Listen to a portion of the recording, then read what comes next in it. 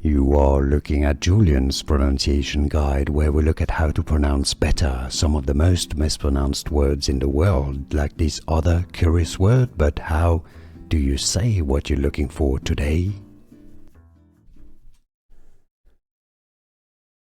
Name pronunciation, book name pronunciation. For more names from literature, stay tuned. From German. Initially, in English it's said as, if you want to learn the German pronunciation, stay tuned, I've got a video for you. Tristan and Isolde. Isolde.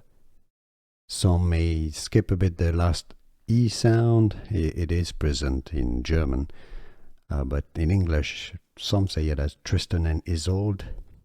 That's kind of fine, but in German there is a at the end. Tristan and Isolde. Here are more videos on how to pronounce more confusing words and names too many mispronounced. Like this video if you found it useful. I appreciate your support. I'll see you soon and thanks for watching.